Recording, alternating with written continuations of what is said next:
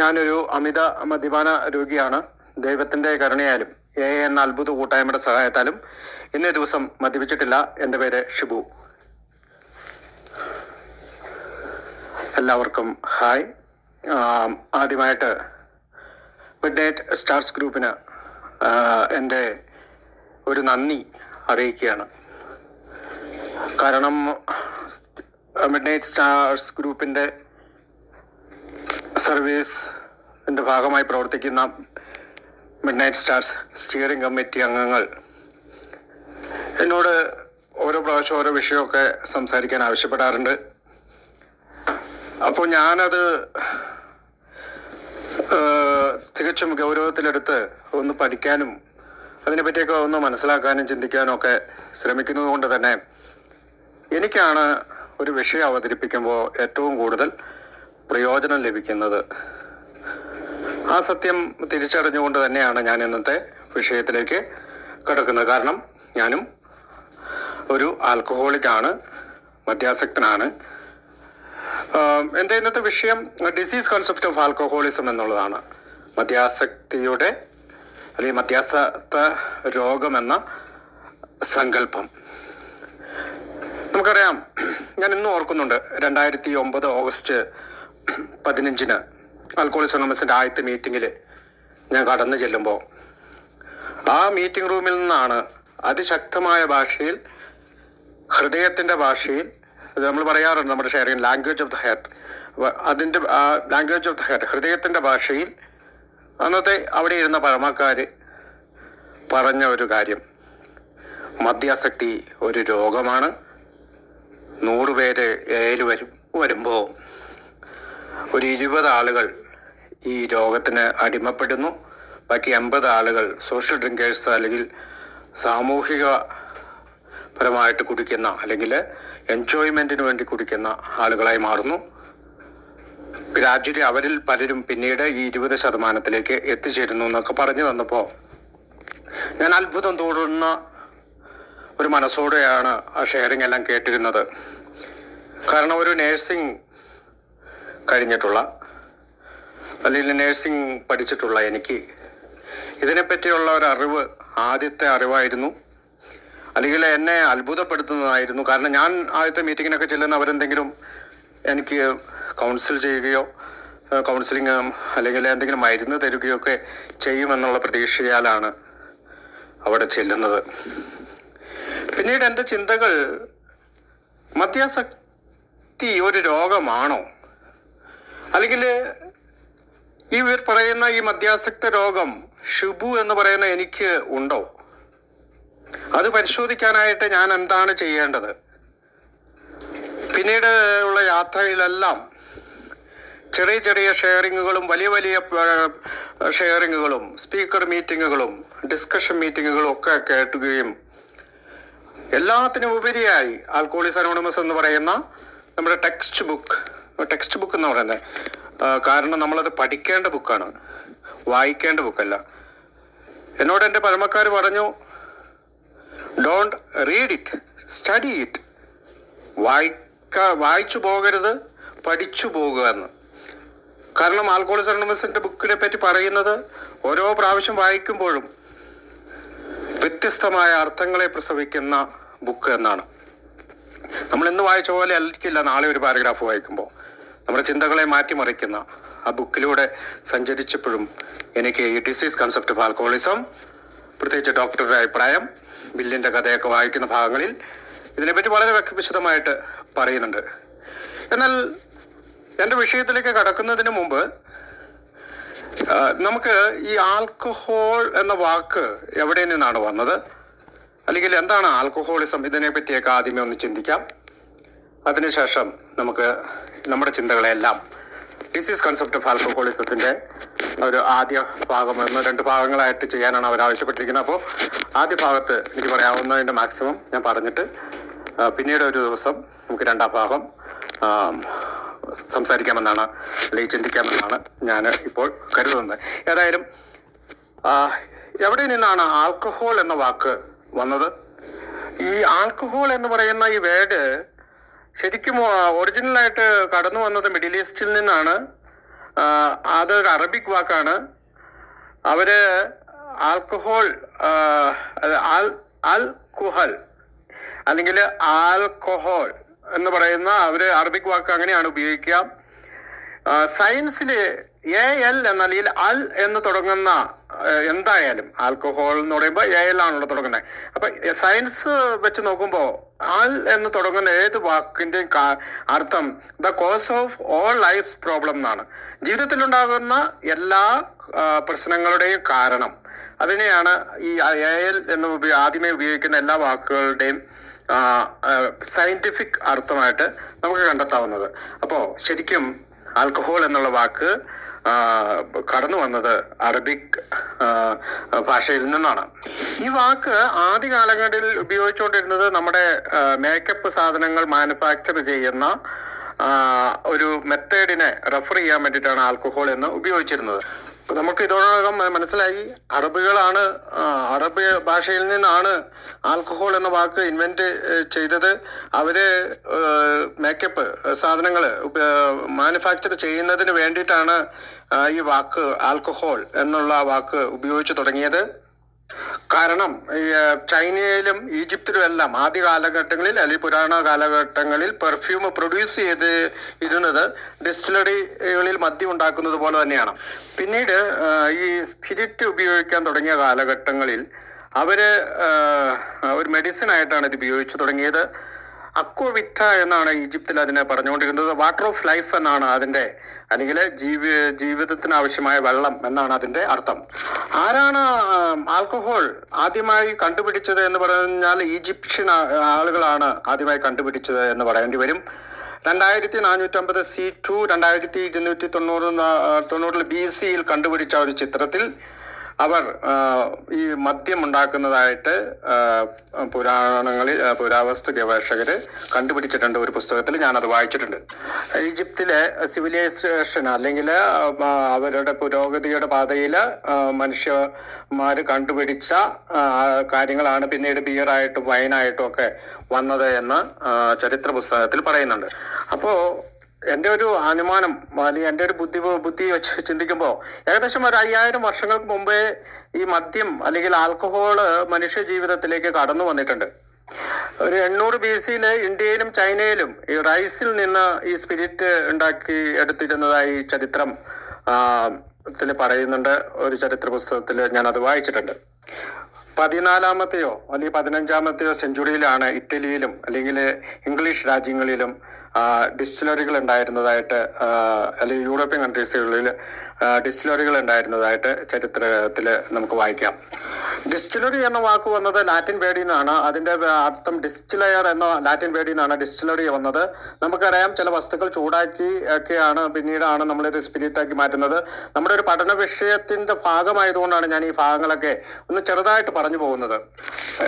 നമ്മൾ water ചൂടാക്കുന്നത് 100 degree സെൽഷ്യസിലാണെങ്കിൽ ഇത് ചൂടാക്കുന്നത് 78 degree സെൽഷ്യസിലാണെന്നൊക്കെ പറയുന്നു.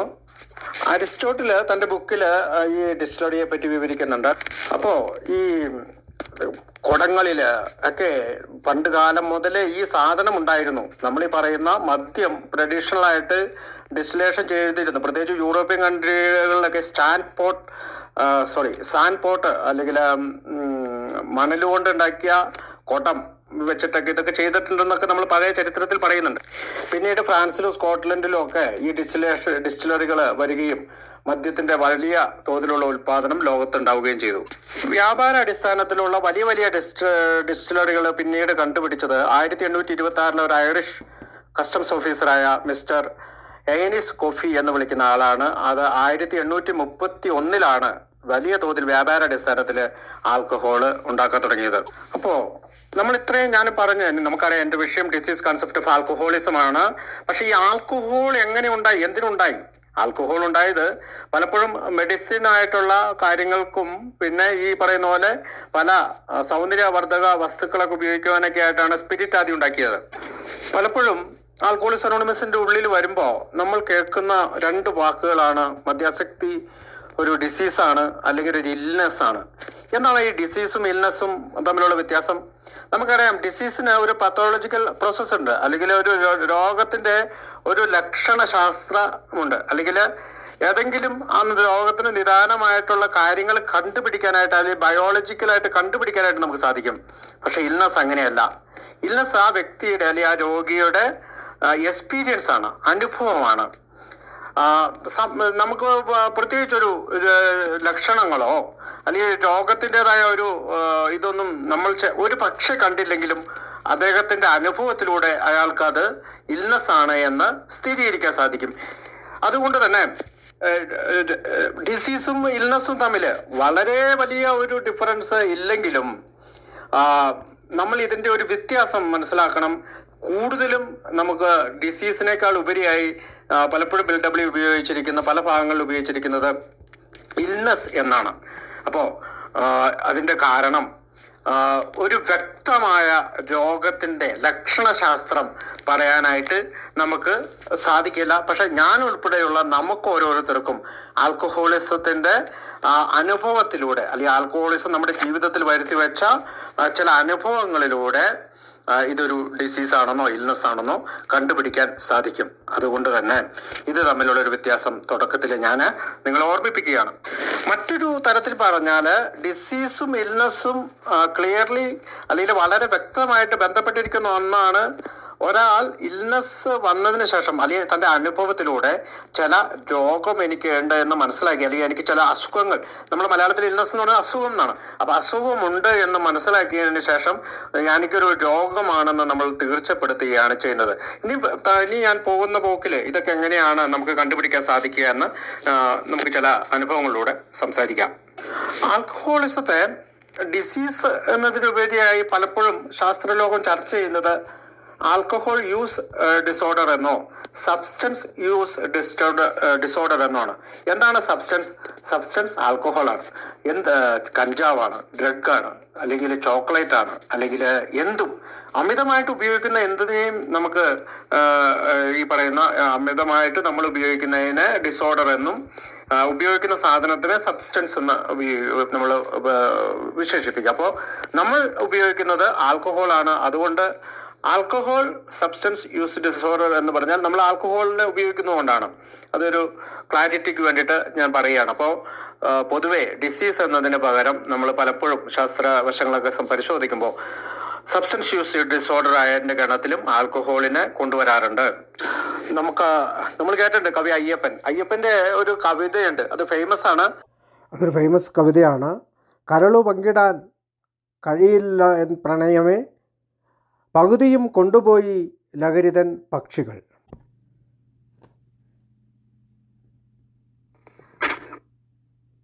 പ്രണയിനിക്ക് കൊടുക്കേണ്ട തൻ്റെ കരൾ ലഹരിക്ക് കൊടുത്ത ഒരു കാമുകന്റെ ആത്മരോധനമായിട്ടാണ് കവി അയ്യപ്പൻ ഈ പ്രശസ്തമായ വരികൾ എഴുതിയിരിക്കുന്നത്. അപ്പോൾ നമ്മുടെ വിഷയം ആരംഭിക്കുന്നത് തന്നെ നമ്മുടെ കരള്, അല്ലെങ്കിൽ നമ്മുടെ എങ്ങനെ ലഹരിക്ക് അടിമയായി, എങ്ങനെ ഒരു ദുശീലം ആയി ആൽക്കഹോളിസം അല്ലെങ്കിൽ ആൽക്കഹോൾ നമ്മുടെ ജീവിതത്തിലേക്ക് കടന്നു വന്നു, ഈ ചിന്തകളിലൂടെ നമുക്ക് കടന്നു പോകാം. അപ്പോൾ നമുക്കറിയാം ഹാബിറ്റ് അല്ലെങ്കിൽ ശീലം. അപ്പോൾ ശീലങ്ങളും ദുശീലങ്ങളും ഉണ്ട്. അതിനെപ്പറ്റിയാണ് നമ്മൾ ആദ്യമേ മനസ്സിലാക്കേണ്ടത്. അപ്പോൾ ശീലം എങ്ങനെ, അല്ലെങ്കിൽ ശീലത്തിൽ തുടരുന്ന ഒരാൾ ദുശീലത്തിലേക്ക് എങ്ങനെ പോകുമെന്ന് നമുക്ക് മനസ്സിലാക്കാം. അപ്പോൾ ഇതൊരു ജൈവശാസ്ത്രപരമായിട്ടുള്ള ചിന്തയാണ്. അപ്പോൾ ഇതൊരു തലച്ചോറ് അല്ലെങ്കിൽ ബ്രെയിനുമായിട്ട് ബന്ധപ്പെട്ടിരിക്കുന്ന ഒരു ചിന്തയാണ്. നമ്മൾ ആൽക്കഹോളിസത്തിന് അടിമയായി കഴിയുമ്പോൾ, ഞാൻ ഉൾപ്പെടെയുള്ള ആളുകളെ നമ്മൾ ആദ്യം പറയുന്നത് റീഹാബിറ്റുലൈസേഷൻ എന്നാണ്, അല്ലെ? ഒരു ശീലത്തെ റീഹാബിറ്റ്, അതായത് വീണ്ടും പുനർക്രമീകരിക്കുക, പുനർസംഘടിപ്പിക്കുക, അല്ലെങ്കിൽ പഴയതിൽ നിന്ന് പുതുക്കുക എന്നുള്ള ആശയത്തിൽ നിന്നാണ് ഈ റീഹാബ് എന്നുള്ള വാക്ക് ഉടലെടുത്തിരിക്കുന്നത്. റീഹാബിറ്റുലൈസേഷൻ, അല്ലെങ്കിൽ നമ്മൾ പലപ്പോഴും പറയാറുണ്ട് അയാൾക്ക് റീഹാബിലിറ്റേഷനിൽ പോകണം, അയാൾ പുനഃസ്ഥാപിക്കുക, അയാളുടെ പഴയ ശീലത്തെ യഥാസ്ഥാനത്താക്കുക, നല്ല നിലയിലാക്കുക, അല്ലെങ്കിൽ അഭിവൃദ്ധിയിലെത്തിക്കുക, അല്ലെങ്കിൽ പൂർവ്വപഥത്തിൽ പുനഃസ്ഥാപിക്കുക, അല്ലെങ്കിൽ അദ്ദേഹത്തിന്റെ ശീലത്തെ പഴയ സ്ഥാനത്തേക്ക് എത്തിക്കുക, അല്ലെങ്കിൽ നല്ല നിലയിലാക്കുക എന്നുള്ള ഒരുപാട് അർത്ഥങ്ങൾ മലയാളത്തിൽ നമുക്ക് ഈ റീഹാബിറ്റ് എന്ന് പറയുന്ന റീഹാബിറ്റുലൈസേഷൻ എന്ന വാക്കിന് കണ്ടെത്താൻ കഴിയും. നമുക്കറിയാം എൻ്റെ ഒരു ശീലം എന്ന് പറയുന്നത് രാവിലെ എണീക്കുക, പല്ല് തേക്കുക, നല്ല വസ്ത്രങ്ങൾ അണിഞ്ഞ് എൻ്റെ ജോലി സ്ഥലത്തേക്ക് പോവുക, പിന്നീട് അവിടെ ഉണ്ടാകുന്ന ഡ്യൂട്ടി സ്ഥലത്തുണ്ടാകുന്ന കാര്യങ്ങളിലെല്ലാം ഏർപ്പെടുക, പിന്നീട് ഷിഫ്റ്റ് കഴിഞ്ഞ് വീട്ടിലെത്തുക, ഇടയ്ക്ക് ഇപ്പോൾ ഇവയൊക്കെ ആണെങ്കിൽ ഓൺലൈൻ മീറ്റിങ്ങിലൊക്കെ കയറാൻ കിട്ടുന്ന സമയങ്ങൾ കയറുക. ഇതൊക്കെ ഒരു ശീലമാണ്. നമുക്കറിയാം, ഇതൊക്കെ നമ്മുടെ റൊട്ടീനായിട്ടുള്ള ശീലങ്ങളാണ്. ഇപ്പോൾ ഒരു ടീച്ചറാണെങ്കിൽ അവർ പഠിപ്പിക്കാൻ പോകുന്ന, അല്ലെങ്കിൽ ഒരു ബാങ്ക് ഉദ്യോഗസ്ഥനാണെങ്കിൽ അയാൾ ബാങ്കിൽ പോകുന്നു, ഒരു സ്റ്റുഡൻ്റ് ആണെങ്കിൽ അയാൾ കോളേജിൽ പോകുന്നു, ഒരു നേഴ്സ് ആണെങ്കിൽ അയാൾ നേഴ്സിംഗിൽ പോകുന്നു. അതൊക്കെ ഒരു നല്ല ശീലങ്ങളാണ്, അല്ലെ? ഒരു ദിനചര്യകളാണ്. നമ്മളിവിടെ ചർച്ച ചെയ്യുന്നത് അതല്ല. ഇവിടെ നമ്മൾ ഉദ്ദേശിക്കുന്നത് ലഹരി അല്ലെങ്കിൽ മദ്യപാനം അല്ലെങ്കിൽ മദ്യാസക്തി എന്നുള്ള ശീലത്തെക്കുറിച്ച്, എങ്ങനെയാണ് അതൊരു ദുശീലമായി മാറുന്നത് എന്നതിനെ കുറിച്ചാണ്. നമ്മുടെ ജീവിതത്തെക്കുറിച്ച്, ഓരോരുത്തരുടെ ജീവിതത്തെക്കുറിച്ച് ചിന്തിക്കാം. ഒരിക്കൽ പോലും ആദ്യം മദ്യം കഴിച്ചപ്പോൾ, അല്ലെങ്കിൽ ആദ്യ തവണ മദ്യം കഴിച്ചപ്പോൾ ഒരു നിശ്ചിത അളവിൽ മാത്രമാണ് നമ്മൾ കഴിച്ചത്. ഞാനൊക്കെയാണ് എൻ്റെ ഒരു കൂട്ടുകാരൻ്റെ കൂടെ ഇരുന്ന് ഒരു ബിയർ മാത്രമാണ് കഴിച്ചത്. ഒരിക്കലും ഞാൻ ചിന്തിച്ചിട്ടില്ല എനിക്ക് ഒരു ബാറിൽ ചെന്നിട്ട് അത് മൊത്തവും കൂടി കിട്ടിയാൽ എനിക്ക് തൃപ്തി പെരുമാറുമെന്ന്, കുടിക്കണമെന്ന് ഞാൻ ചിന്തിച്ചിട്ടില്ല. അപ്പോൾ ഞാനത് തുടങ്ങിയപ്പോൾ എൻ്റെ ശീലം ഒരു ബിയർ കഴിക്കുക, അല്ലെങ്കിൽ ഒരു പെഗ് കഴിക്കുക എന്നുള്ള രീതിയിൽ മാത്രമായിരുന്നു. അപ്പോൾ ഒരാൾ മദ്യം ആദ്യമായിട്ട് കഴിക്കുന്നത് പല ഇടപെടലുകൾ കൊണ്ടാണ്. ഒരുപക്ഷെ തൻ്റെ കൂട്ടുകാരോ അല്ലെങ്കിൽ തൻ്റെ കുടിക്കുന്ന ഒരു സ്നേഹിതനോ, എടാ ഒരെണ്ണം കഴിച്ചു നോക്ക്, നല്ലതായിരിക്കും, നിനക്ക് നല്ലൊരു ഉന്മേഷവും ഒക്കെ കിട്ടുമെന്നൊക്കെ വിചാരിച്ച് തന്നെയാണ് നമ്മളിൽ പലരും ആദ്യമായിട്ട് മദ്യം കഴിച്ചത്. അപ്പോൾ ഒരു രസത്തിന് വേണ്ടി, അല്ലെങ്കിൽ എന്തോ ഒരു സന്തോഷത്തിന് വേണ്ടി, അല്ലെങ്കിൽ എപ്പോഴെങ്കിലും ഒരു സങ്കടം ഉണ്ടാവുമ്പോൾ കുടിച്ചിരുന്ന മദ്യം. അപ്പോൾ ഞാൻ തുടങ്ങി വെച്ചൊരു ശീലം ചിലപ്പോൾ വർഷത്തിൽ ഒരു പ്രാവശ്യം, അല്ലെങ്കിൽ ഒരു 6 മാസം കൂടുമ്പോൾ ഒരു പ്രാവശ്യം, പിന്നീട് അത് 3 മാസം കൂടുമ്പോൾ ഒരു പ്രാവശ്യം, അല്ലെങ്കിൽ 2 മാസം കൂടുമ്പോൾ ഒരു പ്രാവശ്യം, അല്ലെങ്കിൽ ഒരു മാസത്തിൽ ഒരു പ്രാവശ്യം, പിന്നീട് അത് ആഴ്ചയിൽ ഒരു പ്രാവശ്യം, ചിലപ്പോൾ 2 ദിവസം കൂടുമ്പോൾ ഒരു പ്രാവശ്യം, പിന്നെ നിത്യ സംഭവമായി മാറുന്ന ഒരു ശീലമായിട്ട്, അല്ലെങ്കിൽ ദുശീലമായിട്ട് അത് മാറി തുടങ്ങുന്നു. അപ്പോൾ നമ്മൾ ഈ 1 വർഷത്തിൽ ഒരിക്കൽ കഴിച്ചിരുന്ന, അല്ലെങ്കിൽ 6 മാസം കൂടുമ്പോൾ കഴിച്ചിരുന്ന, 3 മാസം കൂടുമ്പോൾ കഴിച്ചിരുന്ന ഒരളവിലല്ല പിന്നീട് ഡെയിലി കഴിക്കുമ്പോൾ നമ്മുടെ മദ്യത്തിൻ്റെ അളവ് കൂടി തന്നെയാണ് ഇരിക്കുന്നത്. ഇതിനെയാണ് ടോളറൻസ് ലെവൽ എന്ന് പറയുന്നത്. നമുക്ക് മദ്യം കഴിച്ചാൽ നമ്മുടെ അതേ ലഹരി നിലനിർത്താനായിട്ട് കൂടുതൽ കഴിക്കേണ്ടി വരുന്നു. അങ്ങനെ ഒരു ദുശീലമായിട്ട് ഈ മദ്യപാനം അല്ലെങ്കിൽ മദ്യാസക്തി വന്ന ആളുടെ പിന്നെ ദിനചര്യകളെല്ലാം അതിനെ ചുറ്റിപ്പറ്റിയായിരിക്കും. രാവിലെ എണീറ്റിട്ട് ആരുടെ കൂടെ മദ്യപിക്കണം. അപ്പം ഞാനൊക്കെ അങ്ങനെയായിരുന്നു. ആരെ ഇന്ന് വിളിക്കണം, ചിലരെയൊക്കെ ഫോൺ ചെയ്തിട്ട് ഇന്ന് വൈകുന്നേരം ഇന്ന ബാറിൽ കാണാമെന്ന് പറയും. അല്ലെങ്കിൽ ആരോടെങ്കിലും പണമില്ലെങ്കിൽ പൈസ ആരോട് കടം മേടിക്കണം. അല്ലെങ്കിൽ ഞാനിപ്പോൾ ഉപയോഗിച്ചിരുന്ന ഭാഷ ആരെ ഇന്ന് ചാല് വലിക്കണം എന്നാണ്. അപ്പം ആരെയെങ്കിലും ചിലപ്പോൾ പഠിച്ചുകൊണ്ടിരുന്ന സമയത്താണെങ്കിൽ ജൂനിയർ പിള്ളേരോട് മദ്യം മേടിച്ചുകൊണ്ട് വരാൻ പറയും. ജോലി സ്ഥലങ്ങളിലാണെങ്കിൽ പലരെയും ചിലപ്പോൾ എൻ്റെ കോളേജിൽ പഠിച്ചപ്പോൾ എൻ്റെ കോളേജിലെ പ്രിൻസിപ്പളിനോട് പറയുന്നു മദ്യം മേടിച്ചു തരണമെന്ന്, അല്ലെങ്കിൽ എൻ്റെ ഡയറക്ടറോട് പറയും. അങ്ങനെ പല സ്റ്റാഫുകളോടും, അവസാനം ഞാൻ ജോലി ചെയ്തിരുന്ന എൻ്റെ സ്ഥാപനത്തിലെ കുട്ടികളോട് പോലും എനിക്ക് മദ്യം മേടിച്ചുകൊണ്ട് വരാനായിട്ട് ഞാൻ ആവശ്യപ്പെട്ടു തുടങ്ങി. പിന്നീട് ബാറിലൊക്കെ പോയി കുടിച്ചുകൊണ്ടിരുന്ന ഞാൻ വീട്ടിൽ കുടിക്കാൻ തുടങ്ങി. പിന്നെ കാറിൽ വെച്ച് കുടിക്കാൻ തുടങ്ങി. കാറിൽ ഒളിച്ചു വെച്ച് കുടിക്കാൻ തുടങ്ങി. ചിലപ്പോൾ ചെടിച്ചട്ടികളുടെ ഇടയിൽ ഒളിച്ചു വെച്ച് കുടിക്കാൻ തുടങ്ങി. അങ്ങനെ ലഹരി കേന്ദ്രീകൃതമായിട്ടുള്ളൊരു ജീവിതത്തിലേക്ക് ഞാൻ കടന്നു. ഇടയ്ക്കിടയ്ക്കൊക്കെ കുടി നിർത്താൻ ശ്രമിക്കുന്നുണ്ട്. അന്നേരം ചില പിൻവാങ്ങൽ ലക്ഷണങ്ങൾ, അതായത് അമിതമായിട്ട് ദേഷ്യം വരിക, ശാരീരികമായ ചില ബുദ്ധിമുട്ടുകൾ, തലയിലൊരു വലിയ കല്ല് കയറ്റി വെച്ചിരിക്കുന്ന പോലത്തെ അവസ്ഥ, അങ്ങനെ ചില വിഡ്രോവലുകൾ സ്വയം അനുഭവിക്കാൻ തുടങ്ങുന്നു.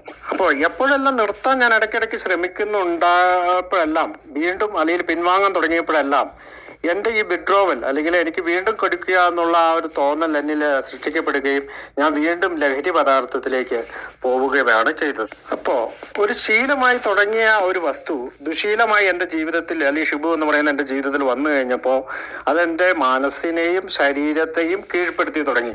അപ്പോൾ ഇങ്ങനെ ഒരു ദുശീലത്തിന് അടിമയായിട്ടുള്ള എനിക്ക് എൻ്റെ തലച്ചോറിൻ്റെ പ്രവർത്തനത്തെക്കുറിച്ച് ഞാൻ കൃത്യമായിട്ട് അറിയണം. കാരണം നമുക്കറിയാം, നമ്മുടെ തലച്ചോറാണ് നമ്മുടെ ചിന്തകളെയും നമ്മുടെ പ്രവൃത്തികളെയും എല്ലാം നിയന്ത്രിക്കുന്നത് തലച്ചോറാണ്. നമുക്ക് കിട്ടുന്ന വിവരങ്ങളുടെ വിശകലനം, കാര്യശേഷി ഇവയെല്ലാം പരിശോധിക്കുന്നത് തലച്ചോറാണ്. നല്ലതും ചീത്തയും തിരിച്ചറിയുന്നതും വസ്തുക്കൾ തമ്മിലുള്ള വ്യത്യാസങ്ങൾ തിരിച്ചറിയുന്നതും തലച്ചോറ് വഴിയാണ്. കാരണം തലച്ചോറാണ് നമ്മൾക്ക് ലോകത്തുനിന്ന് കിട്ടുന്ന പല ആശയങ്ങളും നമ്മളിലേക്ക് ആഗീരണം ചെയ്യുകയും അത് വെച്ചിട്ട് ചില നിഗമനങ്ങളിൽ എത്തുകയും മുന്നേറാനൊക്കെ നമ്മളെ സഹായിക്കുന്നത് തലച്ചോറാണ്. ഇപ്പോൾ മനുഷ്യന്റെ ഏറ്റവും പ്രധാനപ്പെട്ട ഒരു ഭാഗമാണ് പ്രീ ഫ്രണ്ടൽ ദളം എന്ന് പറയുന്നത്, അല്ലെങ്കിൽ നമ്മുടെ നെറ്റിത്തടം. പ്രീ ഫ്രണ്ടൽ ദളമാണ് നമ്മളെ നല്ലതും ചീത്തയും തിരിച്ചറിയാനായിട്ട് സഹായിക്കുന്നത്. നമുക്ക് അറിയാം, നമ്മുടെ തലച്ചോറിൽ ധാരാളം തന്മാത്രകളുണ്ട്. അതിനകത്ത് ഏറ്റവും പ്രധാനപ്പെട്ട ഒരു തന്മാത്രയാണ് ഡോപ്പമിൻ.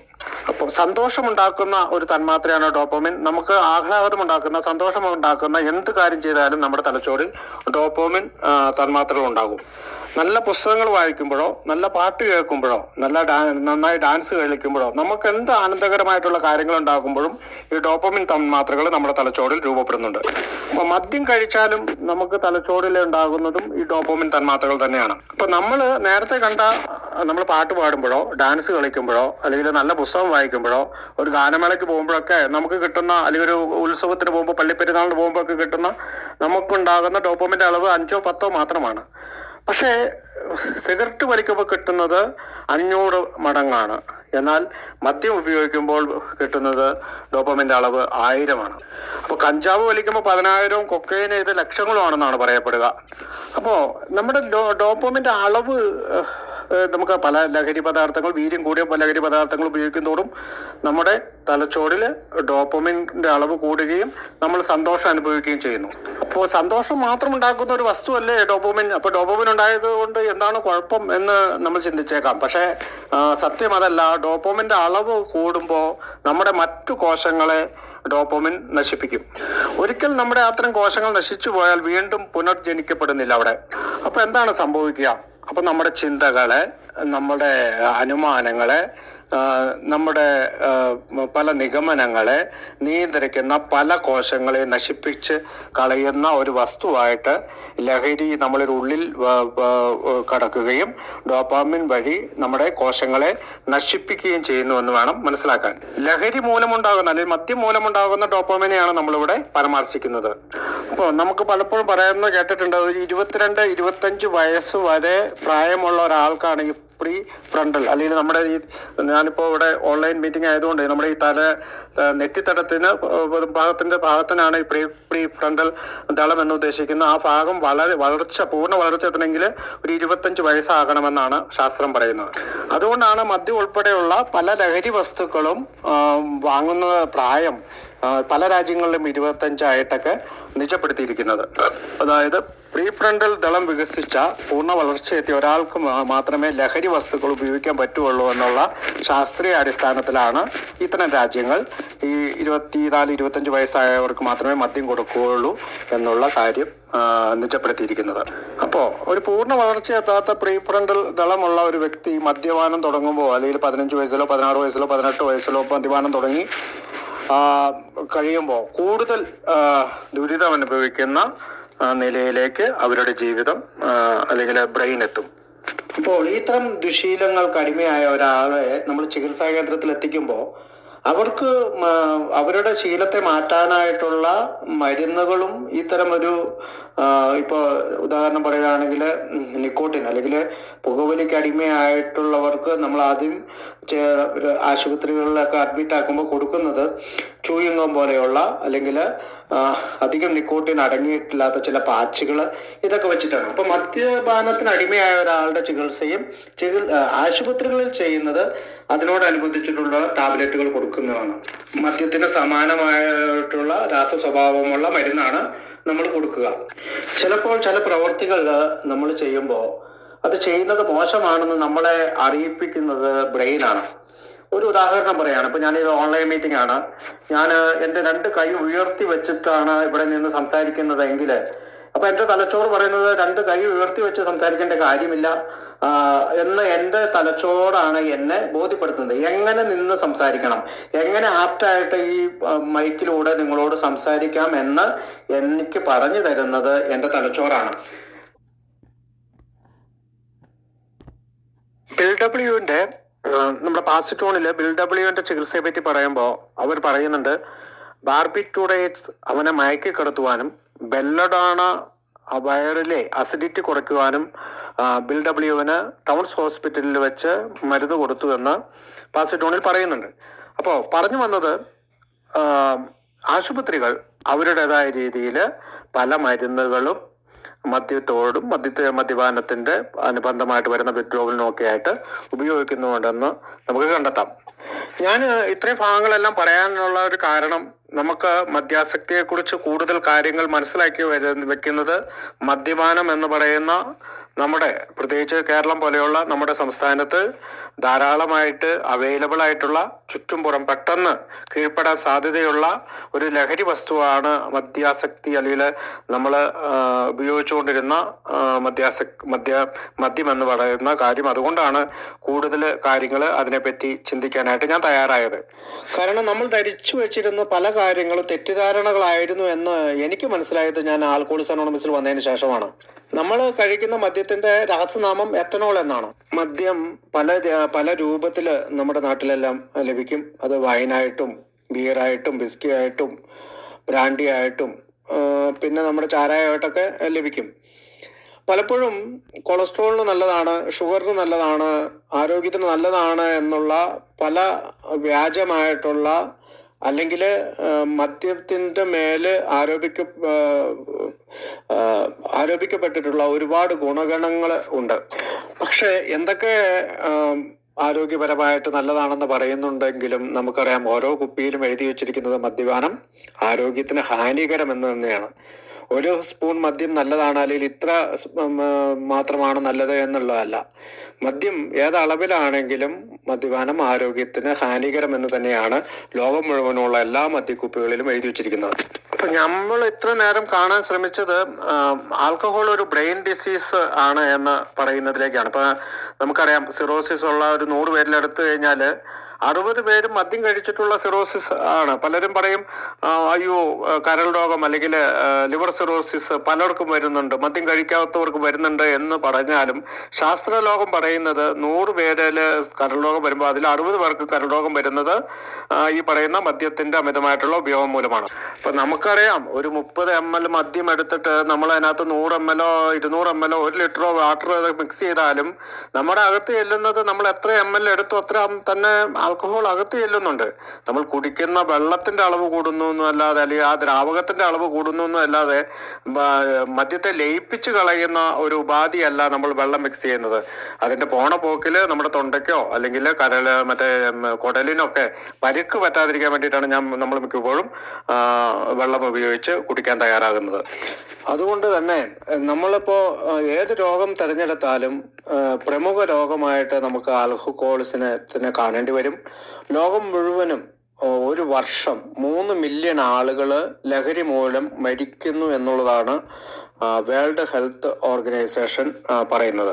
കുടിച്ചിരുന്ന കാലഘട്ടത്തിൽ എനിക്ക് എപ്പോഴും എൻ്റെ ഒരു ചിന്ത ഇതായിരുന്നു, ബിയർ കഴിച്ചാൽ കുഴപ്പമില്ല. അതുകൊണ്ട് ഞാൻ എൻ്റെ കൂട്ടുകാരോട് പറയാറുണ്ടായിരുന്നു, ഞാനിപ്പോൾ ബിയർ മാത്രമേ കഴിക്കുന്നുള്ളൂ, അല്ലെങ്കിൽ വൈൻ മാത്രമേ കഴിക്കുന്നുള്ളൂ. എന്തൊക്കെ തന്നെയായാലും ഏഴയുടെ ഉള്ളിൽ എത്തിക്കഴിഞ്ഞപ്പോൾ എനിക്ക് മനസ്സിലായി, ബിയർ ആയാലും വൈൻ ആയാലും ചാരായമായാലും ബ്രാൻഡി ആയാലും എല്ലാത്തിലും ആൽക്കഹോൾ കണ്ടന്റ് ഉണ്ട്. നമ്മൾ കഴിക്കുന്ന മദ്യത്തിന്റെ ഏത് തരം മദ്യമാണ് നമ്മൾ കഴിക്കുന്നത്, അതിനകത്ത് അടങ്ങിയിരിക്കുന്നതാണ് ആൽക്കഹോൾ കണ്ടന്റ്. ഒരു ഉദാഹരണം പറയുകയാണെങ്കിൽ, അതിപ്പോൾ 30 ml ബ്രാൻഡി കഴിച്ചാലും ജിന്ന് കഴിച്ചാലും അല്ലെങ്കിൽ 250 ml ബിയർ കഴിച്ചാലും അതിനകത്ത് അടങ്ങിയിരിക്കുന്ന 10 ഗ്രാമോളം ആൽക്കഹോളാണ്. അതാണ് ലിവർ, നമ്മുടെ കരള് അപ്പോൾ നിർവീര്യമാക്കുന്നത് കരളാണ്. മദ്യത്തെ നിർവീര്യമാക്കുന്നത് കരളാണ്. അപ്പൊ കരളിന് ഏത് തരം മദ്യമാണ് എൻ്റെ ശരീരത്തിലേക്ക് വരുന്നതെന്ന് നോക്കുന്നില്ല. അത് ബ്രാൻഡി ആയാലും വിസ്കി ആയാലും റം ആയാലും അരാക്കായാലും അതിന്റെ പ്രവർത്തനം കരൾ ചെയ്തുകൊണ്ടിരിക്കുകയാണ്.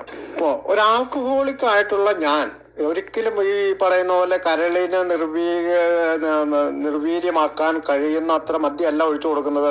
ഒരു 30 ml ആണ് ഒരു മണിക്കൂറിൽ ഒരു കരളിനെ നിർവീര്യമാക്കാവുന്നതെങ്കിൽ ഞാനൊക്കെ ഒഴിച്ചു കൊടുക്കുന്നത് 1 ലിറ്ററും 2 ലിറ്ററുമാണ്. അപ്പോൾ കരളിന്റെ പ്രവർത്തനം അമിതമായിട്ട് കരള് പ്രയാസപ്പെടും.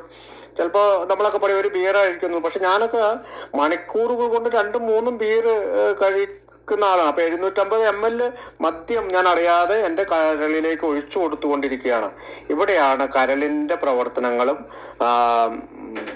വളരെ പ്രയാസമായിട്ട് മാറുന്നത്. നമുക്ക് ഈ മദ്യത്തെക്കുറിച്ച് ചർച്ച ചെയ്യുമ്പോൾ പല രാജ്യങ്ങളിലെ ആളുകൾ മദ്യം കഴിക്കുന്നത് വ്യത്യസ്തമായിട്ടാണ്. ഇപ്പോൾ ഇന്ത്യയിലെ അല്ലെങ്കിൽ കേരളത്തിലെ ഞാൻ മദ്യം കഴിക്കുന്നത് പോലെയല്ല ജപ്പാനിലെ ഒരാൾ മദ്യം കഴിക്കുന്നത്. അവരുടെ ശരീരത്തിൽ ആ മദ്യം ഉണ്ടാക്കുന്ന പ്രക്രിയ, ശാരീരികമായിട്ടുള്ള പ്രക്രിയ പോലും വ്യത്യാസമുണ്ട്. കാരണം മദ്യം കഴിക്കുമ്പോൾ ഉണ്ടാകുന്ന ആദ്യത്തെ എൻസൈം എന്ന് പറഞ്ഞാൽ ആൽക്കഹോൾ ഡീഹൈഡ്രോജനേസ് എന്ന് പറയുന്നതാണ്. അത് പല രാജ്യങ്ങളിലെ ആളുകളിൽ വ്യത്യസ്തമായിട്ടാണ് പ്രവർത്തിക്കുന്നത്. പലപ്പോഴും നമ്മൾ പൊതുവെ കേട്ടിട്ടുള്ള ഡോക്ടർമാർ പറഞ്ഞ് കുടിച്ചോളാൻ പറഞ്ഞിട്ടുണ്ട്, 1 2 ഒക്കെ അടിച്ചോളാൻ പറഞ്ഞിട്ടുണ്ടെന്നൊക്കെ പറയുമ്പോഴും ഇപ്പൊ നടത്തിയ പഠനങ്ങളിലെല്ലാം 30 ഗ്രാമോ 40 ഗ്രാമോ കുടിക്കുന്ന സോഷ്യൽ ഡ്രിങ്കേഴ്സ് പോലും അപകടത്തിലാണെന്ന് പറയപ്പെടുന്നു. നമ്മൾ ആദ്യം വിചാരിച്ചുകൊണ്ടിരുന്ന, അല്ലെങ്കിൽ ഞാൻ ആദ്യമൊക്കെ വിചാരിച്ചുകൊണ്ടിരുന്ന ഏറ്റവും കൂടുതൽ ബാധിക്കുന്ന കരളിനാണ്. പക്ഷേ അതിലും കൂടുതൽ ബാധിക്കുന്നതാണ് നമ്മുടെ ബ്രെയിന്. ഞാൻ ആദ്യമേ ഒരു 10-20 മിനിറ്റ് അതിനെപ്പറ്റി സംസാരിച്ചു കഴിഞ്ഞു. അപ്പോൾ ശാസ്ത്രീയമായിട്ട് പറയുമ്പോൾ ആൽക്കഹോൾ ഒരു ബ്രെയിൻ ഡിസീസ് എന്ന് വേണമെങ്കിൽ നമുക്ക് വിളിക്കാം. അതുകൊണ്ടാണ് നമ്മുടെ പ്രവൃത്തിയെല്ലാം മദ്യം കഴിച്ച ഒരാൾ പെട്ടെന്ന് തല ചുറ്റുന്ന പോലെ വീഴുകയും നമ്മുടെ ഡിറ്റർമിനേഷനെ, പലപ്പോഴും നമ്മുടെ ചില തീരുമാനങ്ങളെല്ലാം ബാധിക്കുന്നതോ നമ്മുടെ ഡ്രൈവിങ്ങിനെ. അങ്ങനെയാണ് നമുക്കതൊക്കെ അറിയാം. ഇപ്പം ഇവിടെയൊക്കെ ഡ്രൈവിങ്, അതായത് ആൽക്കഹോൾ ഉപയോഗിച്ച് ഡ്രൈവ് ചെയ്യുകയാണെങ്കിൽ കൊലപാതക കുറ്റത്തിനാണ് കേസെടുക്കുന്നത്. കാരണം ഈ ലൈറ്റ്, റെഡ് ലൈറ്റിലൊക്കെ സ്റ്റോപ്പ് കഴിഞ്ഞിട്ട് വരുമ്പോൾ സ്റ്റോപ്പ് ചെയ്യാതെ ഓടിക്കാനായിട്ടുള്ള, സ്റ്റോപ്പ് ചെയ്യണമെന്നുള്ള ഡിറ്റർമിനേഷൻ, ആ തീരുമാനമെടുക്കാനായിട്ടുള്ള ശക്തി തലച്ചോറിൽ നിന്ന് നഷ്ടപ്പെടും. നല്ലവരായ പല ഡോക്ടർമാരും പറയുന്നത് മദ്യം കഴിക്കരുതെന്ന് തന്നെയാണ്. എൻ്റെ അറിവിൽ ആരും, ഒരു ഡോക്ടർ മദ്യം കഴിച്ചോളാൻ എന്നോട് പറഞ്ഞിട്ടില്ല. കഴിക്കരുതെന്ന് തന്നെയാണ് ഞാൻ ഇത്രയും കാലം ആയിട്ട് പരിചയപ്പെട്ടിട്ടുള്ള ഡോക്ടർമാർ പറയാറുള്ളത്.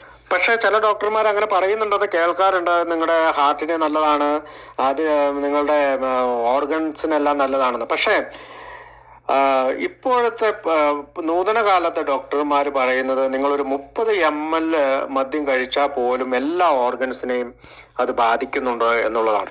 അതായത് ബെനിഫിഷ്യറി ആയിട്ടുള്ള, അല്ലെങ്കിൽ കൂടുതൽ ബെനിഫിറ്റ് ആയിട്ടുള്ള ഇതിനേക്കാളും നമുക്ക് മദ്യം കഴിക്കുന്നത് നാശത്തിലേക്കുള്ള, അല്ലെങ്കിൽ ഹാംഫുൾ ആയിട്ടുള്ള കാര്യങ്ങളാണ് കൂടുതലുള്ളത്. നമ്മുടെ ഈ കരൾ രോഗമൊക്കെ പറയുന്ന, അല്ലെങ്കിൽ കരൾ വീക്കം, ഫാറ്റി ലിവർ, ഇതെല്ലാവർക്കും വരണമെന്നില്ല. 100 പേര് കഴിച്ചു കഴിഞ്ഞാൽ 10-40 പേർക്കാണ് വരുന്നുള്ളൂ, നിരന്തരമായിട്ടുള്ള കുടികൊണ്ട് വരുന്നുള്ളൂ. ഇതൊന്നും ഇപ്പം കണ്ടുപിടിച്ച കാര്യമല്ല. 1939 ഫ്രാൻസ് സെക്കൻഡ് വേൾഡ് വാറില് നമ്മുടെ ഫ്രാൻസിൽ ഒരു റേഷനിങ് സമ്പ്രദായം വന്നു. മദ്യത്തിന് റേഷനിങ് വന്നു. അതായത് റേഷൻ കാർഡ് പോലെയുള്ള ഒരു കാർഡ് പുറപ്പെടുവിച്ചുകൊണ്ട് അവിടെ മദ്യം കൊടുക്കാൻ തുടങ്ങി.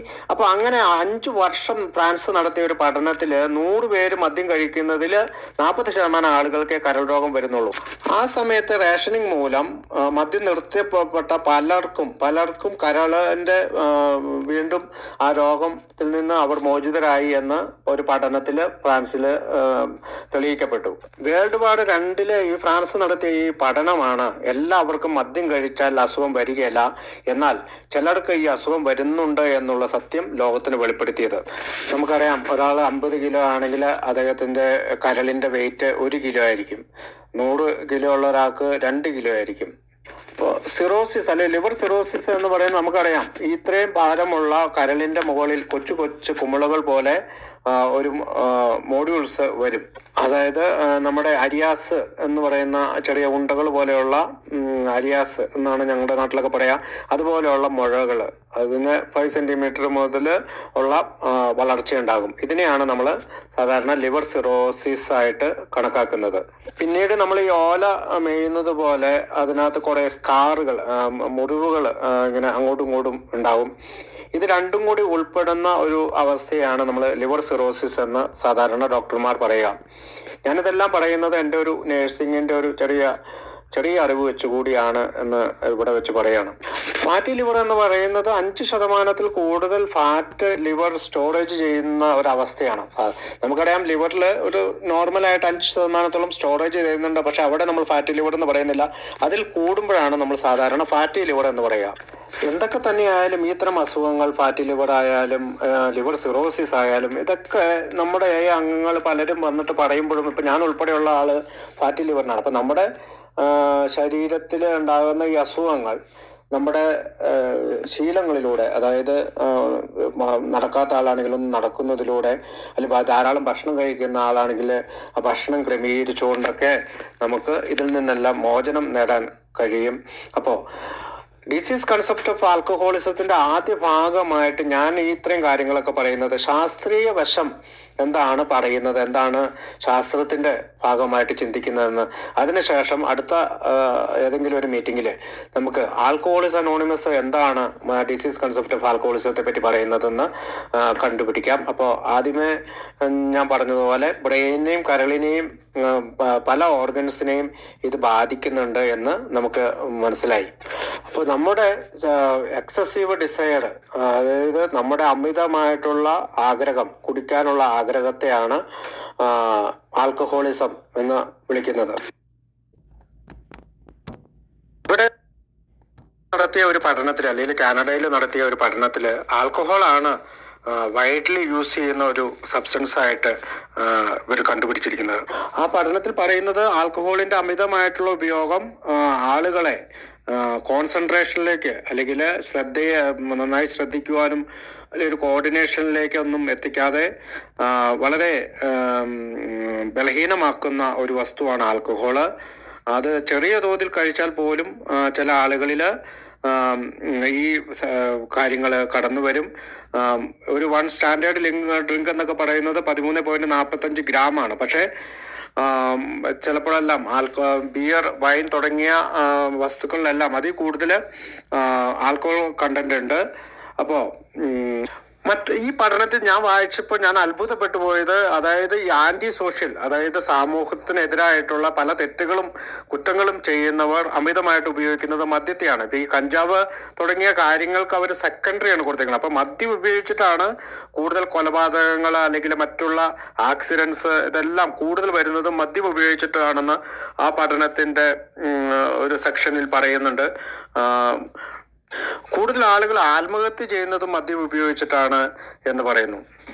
അപ്പോൾ കുടി തുടരുക എന്ന് പറയുന്ന ആ പരിപാടി, അല്ലെങ്കിൽ ആ ശീലം ഡെവലപ്പ് ചെയ്യാതിരിക്കുന്നതാകും നമ്മളെ സംബന്ധിച്ചിടത്തോളം ആ ദുശീലമായി മാറാതിരിക്കുവാനായിട്ടുള്ള പ്രധാന കാര്യം. മദ്യം നമ്മുടെ ന്യൂറോൺസിനെ, അല്ലെങ്കിൽ നെർവസ് സിസ്റ്റത്തിനെ ബാധിക്കുകയും നമ്മുടെ ന്യൂറോൺസിനെ മന്ദീഭവിക്കുകയും അല്ലെങ്കിൽ സെഡേറ്റീവ്, അബോധാവസ്ഥയിൽ എത്തിക്കുകയും ചെയ്യുന്നു. പലപ്പോഴും നമുക്ക് ഡേറ്റോ സമയമോ, ഞാനൊക്കെ ചോദിച്ചിട്ടുണ്ട്, ഇന്ന് ഏതാ ദിവസം, ഇന്ന് ഏതാ സമയം, ഇന്ന് ഏതാ ഡേറ്റ് എന്നൊക്കെ ഏതാ മാസം എന്നൊക്കെ ചോദിക്കുന്ന രീതിയിലേക്ക് നമ്മുടെ നെർവസ് സിസ്റ്റത്തെ പോലും വളരെ ബലഹീനമാക്കുന്ന, വികലാംഗത്വം വരുത്തുന്ന രീതിയിൽ ഈ മദ്യം സ്ലോയില് റിയാക്ട് ചെയ്യും. അതുകൂടാതെ അതായത് വളരെ അധികം തോതിൽ നമ്മൾ മദ്യം കഴിക്കുമ്പോൾ നമ്മുടെ ഉറക്കത്തെ ബാധിക്കും. നമ്മുടെ അനസ്തേഷ്യ, റെസ്പിറേറ്ററി ഫെയിലിയർ, കോമ, മരണം ഇതൊക്കെ സംഭവിക്കുന്നതിന് കാരണമാകും ഈ പറയുന്ന രീതിയിൽ നെർവസ് സിസ്റ്റത്തെ ഇത് ബാധിക്കുമ്പോൾ. ഹൃദയത്തിന്റെ മസിലുകളെ, അല്ലെങ്കിൽ ബ്ലഡ് പ്രഷർ ഇൻക്രീസ് ചെയ്യുകയാണെങ്കിൽ നമ്മുടെ ഹാർട്ട് ബീറ്റ് കൂടുകയും അങ്ങനെ പല പ്രശ്നങ്ങളും. ഈ അടുത്ത ദിവസം എനിക്ക് ഒരു സുഹൃത്ത് വിളിച്ചു പറഞ്ഞു, അദ്ദേഹത്തിന്റെ ഹാർട്ടിൽ ഒരു പ്രോബ്ലം ഉണ്ടെന്ന് ഡോക്ടർ പറഞ്ഞു, കൂടി നിർത്തണമെന്ന് പറഞ്ഞു. അപ്പോൾ ഇതൊക്കെ എന്നെ സംബന്ധിച്ചിടത്തോളം ഉദാഹരണങ്ങളായിട്ട് പറയാവുന്നതാണ്. നമ്മൾ ലിവറിനെ പറ്റി കുറെ പറഞ്ഞു. കാരണം ഹെപ്പറ്റൈറ്റിസ് ഉണ്ടാകുന്നത്, അല്ലെങ്കിൽ ഇൻഫ്ലമേഷൻ ഉണ്ടാകുന്നത്, ഈ പറയുന്ന ലിവർ സെല്ലുകൾ നശിച്ചു പോകുന്നതെല്ലാം, അല്ലെങ്കിൽ സിറോസിസ് ഉണ്ടാകുന്നത്, ഇതെല്ലാം ഈ പറയുന്ന മദ്യത്തിന്റെ ഒരു ഭാഗമായിട്ടാണ്. മദ്യത്തിന്റെ അമിതമായിട്ടുള്ള ഉപയോഗം പാൻക്രിയാസിനെ ബാധിക്കും. Risk of pancreas, chronic inflammation ഉണ്ടാകും. മസിൽസിനെ, അതായത് നമ്മുടെ മസിൽസിനെ വീക്കാക്കും, വളരെ വേദന ഉളവാക്കുന്ന, അല്ലെങ്കിൽ നമുക്ക് മസിൽ പെയിൻസുകൾ വരുത്തുന്ന രീതിയിൽ മദ്യം മാറ്റും. നമ്മുടെ സ്റ്റൊമക്കിന്, അല്ലെങ്കിൽ നമ്മുടെ വയറിന് ഇറിറ്റേഷൻ ഉണ്ടാക്കും. നമുക്ക് അൾസർ അല്ലെങ്കിൽ അങ്ങനെയുള്ള കാര്യങ്ങളും, ഇൻഫ്ലമേഷൻ, ബ്ലീഡിങ് വരുത്തുന്നതൊക്കെ നമ്മൾ കണ്ടിട്ടുണ്ട്. നമ്മൾക്ക് വയറിൽ നിന്ന് രക്തം പോകുന്ന അവസ്ഥയൊക്കെ ഉണ്ടാകാറുണ്ട്. മദ്യത്തിന്റെ മറ്റൊരു വല്ലാത്തൊരു വിഷയമാണ്. റീപ്രൊഡക്റ്റീവ് സിസ്റ്റത്തെ, നമ്മുടെ സെക്ഷുവലായിട്ടുള്ള ഫങ്ഷനിങ്ങിനെ ഇത് വളരെയധികം ബലഹീനമാക്കും. ചിലപ്പോഴൊക്കെ നമുക്ക് തോന്നും സെക്ഷുവലായിട്ട് കൂടുതൽ ഉത്തേജനം തരുന്നതാണ് മദ്യമെന്നെങ്കിലും, പക്ഷേ ദീർഘനേരം നീണ്ടു നിൽക്കുന്ന ഒരു സെക്ഷുവൽ ലൈഫിലേക്ക് ഇത് കൊണ്ടുവരാൻ കഴിയില്ല എന്ന് ആ പഠനത്തിൽ അവർ പറയുന്നുണ്ട്. ഗർഭിണിയായിട്ടുള്ള ഒരു സ്ത്രീയിൽ ഉണ്ടാകുന്ന കുട്ടിക്ക് ഫാറ്റൽ ആൽക്കഹോൾ സ്പെക്ട്രം ഡിസോർഡർ അല്ലെങ്കിൽ FASD എന്ന് പറയുന്ന ഒരു ഡിസോർഡർ ഉണ്ടാകാൻ സാധ്യതയുണ്ട്. ഞാൻ ജോലി ചെയ്യുന്ന സ്ഥലത്ത് അങ്ങനെ ഒരു കുട്ടിയുണ്ട്.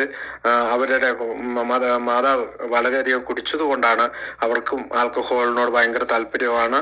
അപ്പോൾ അവർ ആൽക്കഹോൾ കഴിച്ചു കഴിഞ്ഞാൽ വളരെ പ്രശ്നങ്ങളുണ്ടാക്കും. മദ്യം നമ്മുടെ ബോണിനെ അല്ലെങ്കിൽ നമ്മുടെ എല്ലുകൾക്ക് കാൽസ്യം ഉണ്ടാക്കുന്നതിന് വീക്കുകയും അതിന് നമ്മുടെ എല്ലുകൾ മെലിയുകയും ശോഷിക്കുകയും ഒക്കെ ചെയ്തു പോകുന്ന ഒരവസ്ഥയിലേക്ക് മദ്യം വരുത്തും. പിന്നെ മദ്യം ഏറ്റവും ബാധിക്കുന്നതാണ് നമ്മുടെ തൊണ്ട. നമുക്ക് ഇറിറ്റേഷൻ ഉണ്ടാവും, ഡാമേജ് ഉണ്ടാക്കും. നമ്മുടെ ഈ ലൈനിങ്ങിൽ, അത് ഈസോഫാഗസ് എന്ന് പറയുന്ന നമ്മുടെ തൊണ്ടയിലെ ലൈനുകളെല്ലാം സ്ക്രാച്ച് ഡാമേജ് ചെയ്യും.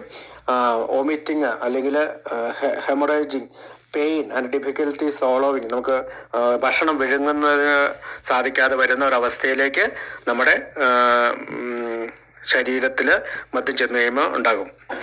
ഇനി അടുത്ത് നമ്മൾ നോക്കുന്നത് ഇതിൻ്റെ ഒരു സാമൂഹിക വശമാണ്. മദ്യം കഴിക്കുമ്പോൾ ഉണ്ടാകുന്ന ഒരു സാമൂഹിക വശം നമുക്കറിയാം. പണം കൊണ്ട്, ധാരാളം പണം ഉണ്ടെങ്കിൽ മാത്രമേ മദ്യം കഴിക്കാവുള്ളൂ. ഇവിടേക്കാണെങ്കിൽ ഒരു $30 ഒരാൾ ഒരു ദിവസമാണെങ്കിലും അയാൾക്ക് ഒരു $900 ഒരു മാസം വേണ്ടി വരും. അങ്ങനെ കണക്ക് കൂട്ടുമ്പോൾ താൻ പണിയുന്ന പണത്തിൻ്റെ മേജർ ഭാഗം അദ്ദേഹം മദ്യത്തിന് വേണ്ടി ചെലവഴിക്കേണ്ടി വരും. പിന്നെ ഉള്ളത് ജോലി സ്ഥലത്ത് ഉണ്ടാകുന്ന പ്രശ്നങ്ങളാണ്. നമുക്ക് എല്ലാവർക്കും അറിയാവുന്നതാണ്, മദ്യം കഴിച്ചതിന് ശേഷം ഉണ്ടാകുന്ന വർക്കിൽ ലെസ് എഫക്റ്റ് ആയിരിക്കും നമുക്കുണ്ടാകുക. നമ്മളവിടെ നമ്മുടെ പൂർണ്ണ ശ്രദ്ധ കൊടുക്കാനായിട്ട് നമുക്ക് സാധിക്കില്ല. അത് നമ്മുടെ വർക്കിനെ നന്നായി ബാധിക്കും. പിന്നെ ധാരാളം ലീഗൽ പ്രോബ്ലങ്ങൾ നമുക്കുണ്ടാകും. ചിലപ്പോൾ നമ്മൾ വണ്ടി ഇടിക്കാം, അതിനുശേഷം നമ്മൾ ജയിലിലാകാം, ചിലപ്പോൾ നമ്മൾ അറസ്റ്റ് ചെയ്യപ്പെടാം. അങ്ങനെ പല ലീഗൽ പ്രോബ്ലംസ് ഉണ്ടാകാനായിട്ട് സാധ്യതയുണ്ട്. റിലേഷൻഷിപ്പിനെ ബാധിക്കാൻ സാധ്യതയുണ്ട്. അങ്ങനെ ധാരാളം രീതിയിൽ അവനവൻ്റെ പേഴ്സണാലിറ്റിയെ ബാധിക്കുന്ന ഒരു ഇമോഷണൽ എഫക്റ്റ് ആയിട്ട് ബാധിക്കുന്ന ഒരു കാര്യമാണ് മദ്യപാനം. പൊതുവെ നമ്മൾ പറയാറുണ്ട്, drink safely they are at is. അത് ഡിസീസ് അല്ല, ഈസാണ്. എന്നാൽ ഡ്രിങ്ക് സേഫ്ലി ആയിട്ട് കഴിക്കാൻ പറ്റാത്തവനെയാണ് ഡിസീസ് എന്ന് നമ്മൾ വിളിക്കുക. നമുക്കറിയാം, ഡിസീസ് കൺസെപ്റ്റ് ഓഫ് ആൽക്കഹോളിസത്തിൽ 2 ഭാഗങ്ങളുണ്ട്. ഒന്ന്, ശാരീരികമായിട്ട് ഇതെങ്ങനെ ബാധിക്കുന്നു, മെൻ്റൽ അല്ലെങ്കിൽ മാനസികമായിട്ട് എങ്ങനെ ബാധിക്കുന്നു എന്നുള്ളത്. നമുക്കറിയാവുന്നതുപോലെ തന്നെ ആൽക്കഹോൾ എന്ന് പറയുന്നത് എത്തനോളാണ്. എത്തനോള് നമ്മുടെ ശരീരത്തിൻ്റെ ഉള്ളിൽ ചെന്ന് കിടക്കുമ്പോൾ അല്ലെങ്കിൽ നമ്മുടെ ഉള്ളിലേക്ക് പോകുമ്പോൾ ആൽക്കഹോൾ അതേ രൂപത്തിൽ അല്ല കഴിയുന്നത്. അത് പലതരം വിഘടിച്ച് ആദ്യമേ അത് അസിറ്റാൽഡെഹൈഡായിട്ടും അതിനുശേഷം ഡയസൈഡിക് ആസിഡായിട്ടും അസറ്റോൺ ആയിട്ടും മാറുന്നു. അല്ലെങ്കിൽ നമ്മൾ 3 ഘട്ടങ്ങളിലായിട്ട് അങ്ങനെ മാറിയതിന് ശേഷം ഈ ആൽക്കഹോളിനെ ജലവും ഷുഗർ അല്ലെങ്കിൽ പഞ്ചസാരയും കാർബൺ ഡയോക്സൈഡുമായിട്ട് മാറ്റിയാണ് കരള് അത് വിഘടിപ്പിക്കുന്നത്. അപ്പോൾ ഇവിടെ സാധാരണ രീതിയിൽ കുടിക്കുന്ന ഒരാൾക്ക് നോർമലായിട്ട് അല്ലെങ്കിൽ ഒരു സോഷ്യൽ ഡ്രിങ്കർക്ക് പറ്റുന്ന നോർമലായിട്ട് സംഭവിക്കുന്നത് എന്താണ്? അയാളുടെ ശരീരത്ത് മദ്യം പ്രവേശിക്കുന്നു, അസറ്റാൽഡെഹൈഡായിട്ടും ഡയാസൈഡ് ആസിഡായിട്ടും അസറ്റോണായിട്ട് മാറുന്നു. അതിനുശേഷം അത് വാട്ടർ, ഷുഗർ, കാർബൺ ഡയോക്സൈഡായിട്ട് വേർതിരിയുന്നു. എന്നാൽ ശാരീരികമായിട്ട് മദ്യത്തോട് അലർജിയുള്ള ഒരാൾക്ക് സംഭവിക്കുന്നത് എങ്ങനെയാണെന്ന് വെച്ചാൽ, അയാൾ മദ്യം കഴിക്കുന്നു, അത് അസറ്റാൽഡെഹൈഡ് തന്നെയായിട്ട് മാറുന്നു, ഡൈസൈഡിക് ആസിഡുമായിട്ട് മാറുന്നു. എന്നാൽ 3ാമത്തെ ഘട്ടം എത്തുമ്പോൾ, അസറ്റോൺ എത്തുമ്പോൾ, അയാളുടെ ലെവല് ഒരു ക്രേവിങ്ങിലേക്ക് വീണ്ടും കുടിക്കാവുന്ന ഒരവസ്ഥയിലേക്ക് എത്തിച്ചേരുന്നു. അങ്ങനെ എത്തിച്ചേരുന്ന ഒരാൾക്ക് നമ്മുടെ ചാർട്ടിൽ, പവർ പോയിന്റിൽ ചാർട്ടിൽ കാണിക്കുന്ന പോലെ ഒരു ഡ്രിങ്ക് കഴിക്കുന്ന ഒരാൾക്ക് പെട്ടെന്ന് ക്രേവിങ് ഉണ്ടാവുന്നു. ആ ക്രേവിങ് മൂലമുണ്ടാകുന്ന അസറ്റോൺ എന്ത് ചെയ്യുന്നു? വീണ്ടും 2ാമത്തെ ഡ്രിങ്കിലേക്ക് പ്രേരിപ്പിക്കുന്നു, 3ാമത്തെ ഡ്രിങ്കിലേക്കും 4ാമത്തെ ഡ്രിങ്കിലേക്കും പ്രേരിപ്പിക്കുന്നു.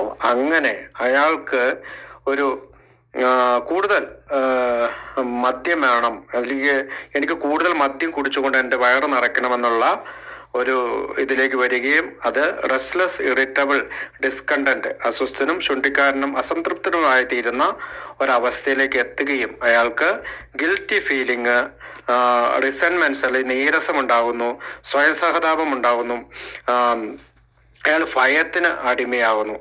ഇവിടെ ആണ് അദ്ദേഹം മെന്റൽ ഒബ്സഷനിലേക്ക് കടന്ന് ചെല്ലുന്നത്.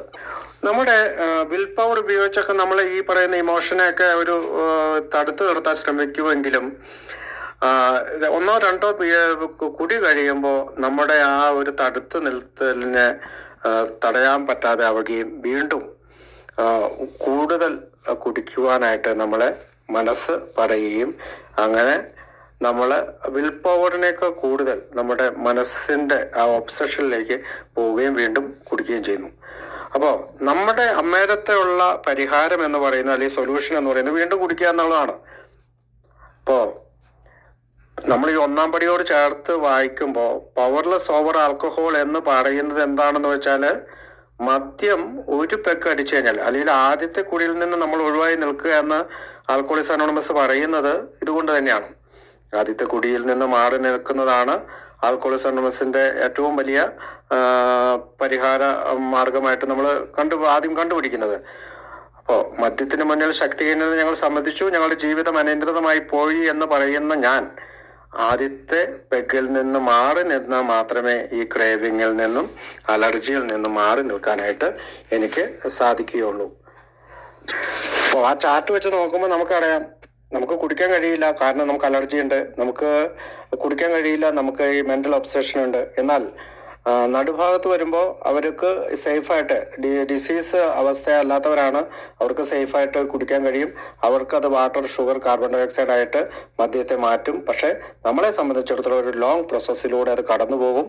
അങ്ങനെ ഓരോ കുടിയും നമ്മളെ കൊണ്ടുവന്ന് എത്തിക്കുന്നത് റെസ്റ്റ്ലെസ് ഇറിറ്റബിൾ ആൻഡ് ഡിസ്കണ്ടന്റും ഈ പറയുന്ന പോലെ റിസെൻമെന്റും സെൽഫ് പിറ്റിയും ഫിയറും, അതേ ഭയം, സ്വയം സഹതാപം, നീരസം, മറ്റ് ആളുകളെ പറ്റിയുള്ള കുറ്റം പറച്ചിൽ, ഈ രീതിയിലുള്ള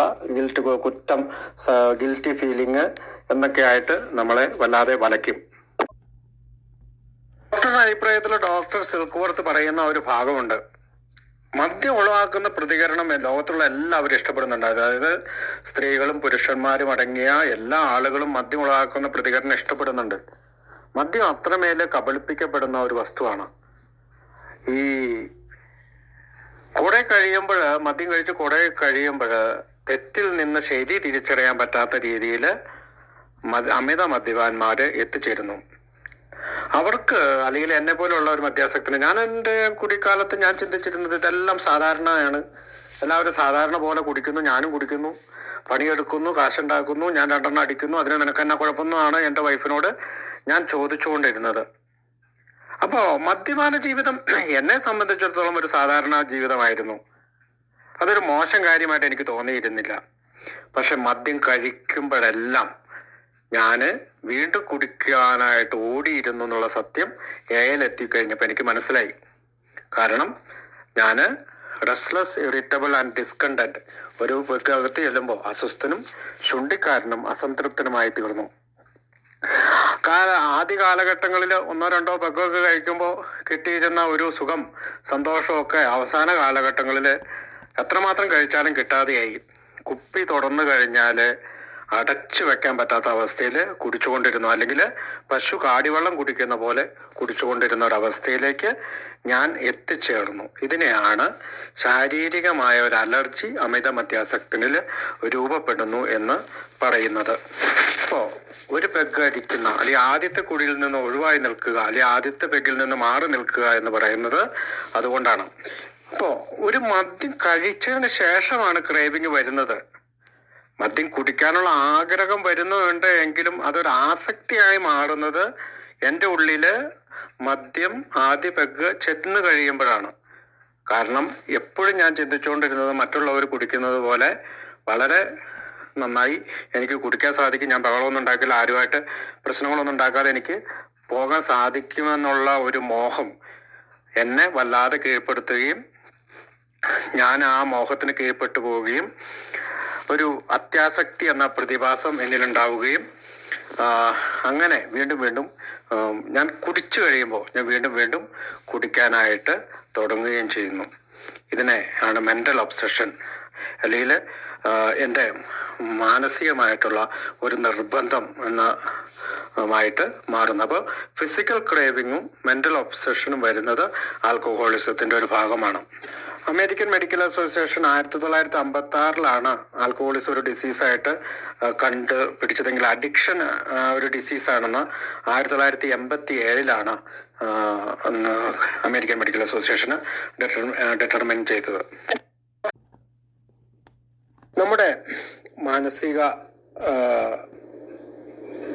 രോഗത്തിനുള്ള സംഘടനയായ diagnostics and statistical manual of mental ഡിസോർഡേഴ്സിൻ്റെ DSM-5 എന്ന നമ്പറിൽ ഈ മദ്യാസക്തിയെ ഒരു രോഗമായിട്ട് പറഞ്ഞിട്ടുണ്ട്. അതുകൂടാതെ ICD-10 ഈ പറയുന്ന ആൽക്കഹോൾ ഡിപ്പെൻഡൻസ് സിംപ്റ്റംസ് എന്ന് പറയുന്ന നമ്മുടെ മദ്യാസക്തിയെ രോഗമായിട്ട് വൈദ്യശാസ്ത്രവും രോഗമായിട്ട് കണക്കാക്കിയിട്ടുണ്ട്. അപ്പോൾ ആ രോഗത്തിൻ്റെ പല രോഗങ്ങൾക്കും പല നമ്പറുകളിട്ടാണ് അവർ കണക്കാക്കുന്നത്. അപ്പോൾ ICD-10 എന്നത് മദ്യാസക്തിയെക്കുറിച്ച് പറയുന്ന രോഗത്തിൻ്റെ നമ്പറുകളാണെന്ന് നമുക്ക് കണ്ടെത്താം. നമ്മളിപ്പോൾ ഇത്രയും നേരം സംസാരിച്ചതിൽ നമുക്കൊരു കാര്യം മനസ്സിലായി. ഒരു ആൽക്കഹോളിക്കിന് അല്ലെങ്കിൽ ഒരു മദ്യാസക്തനാണ് അവൻ്റെ ശാരീരികവും മാനസികവുമായിട്ടുള്ള നിലയിൽ ഇത് ബാധിക്കുന്നുള്ളൂ. ഒരു സോഷ്യൽ ഡ്രിങ്കറിന് അല്ലെങ്കിൽ ഒരു നോൺ ആൽക്കഹോളിക്കിന് മദ്യാസക്ത എന്ന് പറയുന്ന രോഗം ബാധിക്കുന്നില്ല. ബിഗ് ബുക്കിൽ പറഞ്ഞ കാര്യങ്ങൾ ജോൺ ചാർലി എന്ന് പറയുന്ന AI മെമ്പേഴ്സ് അതൊരു ചാർട്ട് രൂപത്തിലാക്കിയതാണ് നമ്മൾ ഈ പവർ പോയിന്റിൽ കാണിച്ചുകൊണ്ടിരിക്കുന്നത്. ഒരു ആൽക്കഹോളിക്കിന് എങ്ങനെയാണ് ക്രേവിങ്ങും അല്ലെങ്കിൽ എങ്ങനെയാണ് ഫിസിക്കൽ അലർജി മെൻ്റൽ ഒബ്സഷൻ വരുന്നത് എങ്ങനെയാണെന്ന് ആ ചാർട്ടിലൂടെ നമുക്ക് കൃത്യമായിട്ട് മനസ്സിലാക്കാൻ സാധിക്കുന്നുണ്ട്. അതായത് 10 ആളുകൾ കുടിക്കാൻ പോവുകയാണെങ്കിൽ 9 ആളുകളും സേഫായിട്ട് കുടിക്കും, പക്ഷേ ഒരാൾക്ക് മാത്രം സേഫായിട്ട് കുടിക്കാൻ സാധിക്കുകയില്ല. ഇപ്പോൾ സേഫ്ലി ഡ്രിങ്ക് ചെയ്യാവുന്ന 9 ആൽക്കഹോളിക്കിനെ നമ്മൾ സോഷ്യൽ ഡ്രിങ്കേഴ്സ് എന്നും അല്ലെങ്കിൽ നോൺ ആൽക്കഹോളിക് എന്നും, സേഫായിട്ട് ഡ്രിങ്ക് ചെയ്യാൻ സാധിക്കാത്ത ഒരാളെ നമ്മൾ ആൽക്കഹോളിക് അല്ലെങ്കിൽ മദ്യാസക്തൻ എന്ന് വിളിക്കുകയും ചെയ്യുന്നു. എൻ്റെ മകന്, എൻ്റെ 3ാമത്തെ കുട്ടിക്ക് മുട്ട കഴിച്ച് കഴിഞ്ഞാൽ അവൻ്റെ ശരീരത്തിൽ ഇങ്ങനെ ചുവന്ന് തടിച്ച പോലെ പാടുവരും. അപ്പോൾ ഡോക്ടർ പറഞ്ഞത് മുട്ടയുടെ അലർജിയാണെന്ന്. അപ്പോൾ എല്ലാ മനുഷ്യർക്കും, ചിലർക്ക് കടല, ചിലർക്ക് മീൻ, ചിലർക്ക് പുളി രസമുള്ള നാരങ്ങ പോലെയുള്ള കാര്യങ്ങൾ, അങ്ങനെ പലർക്കും പല രീതിയിലാണ് ഇത് ബാധിക്കുന്നത്. അപ്പോൾ ലോകത്തുള്ള എല്ലാ കുടിയന്മാരും, അപ്പം ഞാനൊക്കെ പറയാറുണ്ട്, എൻ്റെ കൂട്ടുകാരും കുടിച്ചിട്ട് അവർക്ക് കുഴപ്പമില്ല, നീ ഇങ്ങനെ ദേഷ്യപ്പെടുന്നതുകൊണ്ടാണ് ഞാൻ വീണ്ടും വീണ്ടും കുടിക്കണേ എന്ന്. അതല്ല സത്യം. എൻ്റെ കൂട്ടുകാർക്ക് മിതമായിട്ട് കുടിക്കാനറിയാം, അവന് ഈ ക്രേവിങ് ഉണ്ടാവുന്നില്ല, അവന് ശാരീരികമായ അലർജി ഉണ്ടാവുന്നില്ല. അതുകൊണ്ട് തന്നെ എന്നെപ്പോലുള്ള അല്ലെങ്കിൽ ഷിബുവിനെ പോലുള്ള മദ്യാസക്തൻ അത് മനസ്സിലാക്കിക്കൊണ്ട് വേണം മദ്യവുമായിട്ട് കൈകാര്യം ചെയ്യാൻ. കാരണം മദ്യം അതിശക്തനാണ്, ചിന്താക്കുഴപ്പം ഉണ്ടാക്കുന്നവനാണ്, സൂത്രശാലിയാണ്. അപ്പോൾ അത് കണ്ണിങ്, പവർഫുൾ ആൻഡ് ബഫ്ലിങ്. അപ്പോൾ അത്ര ശക്തനാണ് മദ്യം. അപ്പോൾ മദ്യത്തിനെ പറ്റി കൂടുതൽ കാര്യങ്ങൾ മനസ്സിലാക്കിക്കൊണ്ട് വേണം, അല്ലെങ്കിൽ ഡിസീസ് കോൺസെപ്റ്റ് ഓഫ് ആൽക്കഹോളിസം എന്ന് പറയുന്ന ഈ ഒരു വിഷയം നമ്മൾ ചിന്തകളിലേക്ക് എടുക്കുമ്പോൾ എന്തുകൊണ്ടാണ് ഇതൊരു ഡിസീസായി മാറുന്നത് എന്ന് നമ്മൾ പഠിക്കേണ്ടതുണ്ട്.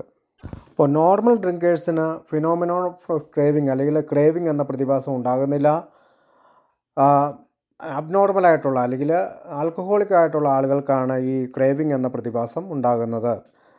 പിന്നെ അലർജിക് ടൈപ്പായിട്ടുള്ള ആളുകൾ, അതായത് മദ്യം കഴിച്ചു കഴിഞ്ഞാൽ വീണ്ടും വീണ്ടും കുടിക്കണമെന്ന് തോന്നുന്ന ആളുകൾക്ക് എനി ഫോം ഓഫ് ആൽക്കഹോൾ, അതായത് മദ്യത്തിൻ്റെ ഏത് തരത്തിലുള്ള, അല്ലെങ്കിൽ ചിലർ പറയും ബിയർ മാത്രമേ കുടിക്കുന്നുള്ളൂ, വൈനോ കുടിക്കുന്നുള്ളൂ, ബ്രാൻഡി കുടിക്കുന്നുള്ളൂ, ചാരായ കുടിക്കുന്നുള്ളൂ എന്ന് പറഞ്ഞാൽ എനി ഫോം ഓഫ് ആൽക്കഹോൾ അവരുടെ ശരീരത്തിൽ ചെന്ന് കഴിഞ്ഞാൽ അവർക്ക് ഈ ക്രേവിങ്ങും ഈ പറയുന്ന ശാരീരിക അലർജിയും ഉണ്ടാകുമെന്ന് ഡോക്ടേഴ്സ് ഒപ്പീനിയനിൽ പറയുന്നുണ്ട്.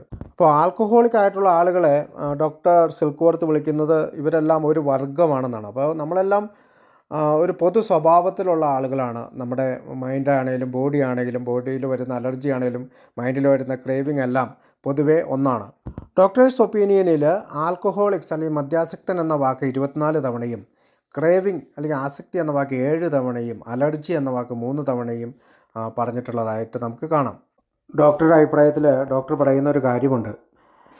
ഡോക്ടർ, എനിക്കിതുപോലെ കഴിയാൻ പറ്റില്ല, എനിക്കിത് നിർത്തണം, പക്ഷേ എനിക്കിതിന് കഴിയുന്നില്ല, അങ്ങ് എന്നെ സഹായിക്കണമെന്ന് അനേകം ആളുകൾ ഡോക്ടർ സിൽക്വർത്തിൻ്റെ അടുത്ത് കൊഞ്ചിയിട്ടുണ്ടെന്ന്. അപ്പോൾ ഈ ഡോക്ടർമാർ പോലും ഈ പ്രശ്നത്തെ അഭിമുഖീകരിക്കുമ്പോൾ അയാൾ പൂർണ്ണമായിട്ട് സത്യസന്ധത പുലർത്തുന്നുണ്ടെങ്കിൽ അയാൾക്ക് ഈ അമിത മദ്യാസക്തനെ സഹായിക്കാവുന്നതിനുള്ള തൻ്റെ അപര്യാപ്തത ബോധ്യപ്പെടും. അയാളുടെ എല്ലാ കഴിവുകളും ഉപയോഗിച്ച് അയാളെ സംരക്ഷിക്കാനായിട്ട് ശ്രമിക്കുമ്പോഴും അത് സഹായിക്കാൻ തികയാതെ വരികയും മനുഷ്യശക്തിക്ക് അതീതമായ എന്തോന്ന് ഒരു മാനസിക വ്യതിയാനത്തിന് ആവശ്യമാണ് എന്ന് കാണുകയും ചെയ്യുന്നു എന്നൊക്കെ പറയുന്നു. അപ്പോൾ അടുത്ത ഭാഗമായിട്ട് പറയുന്നത് വിൽ പവറിലൂടെ മദ്യാസക്തി നിർത്താൻ ശ്രമിക്കുന്നവരെ പറ്റിയാണ്. ഡോക്ടർ സിൽക്വർത്ത് പറയുന്നത് മദ്യപാനാസക്തി മനോനിയന്ത്രണത്തിൻ്റെ പ്രശ്നമാണെന്ന് കരുതുന്നവരോട് എനിക്ക് യോജിപ്പില്ല എന്നാണ്. അപ്പോൾ വിൽ പവർ കൊണ്ട് നിയന്ത്രിക്കാൻ സാധിക്കുന്ന ഒന്നല്ല മദ്യാസക്തി.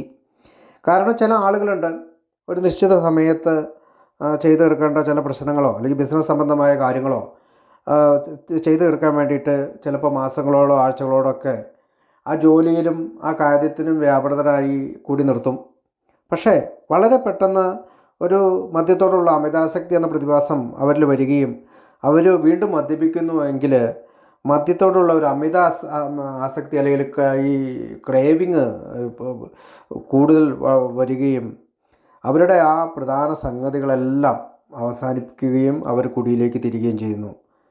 അപ്പോൾ ഇത്തരം ആളുകൾ പ്രശ്നങ്ങളുടെ എന്നുള്ള രക്ഷപ്പെടലിന് വേണ്ടിയല്ല കുടിക്കുന്നത്.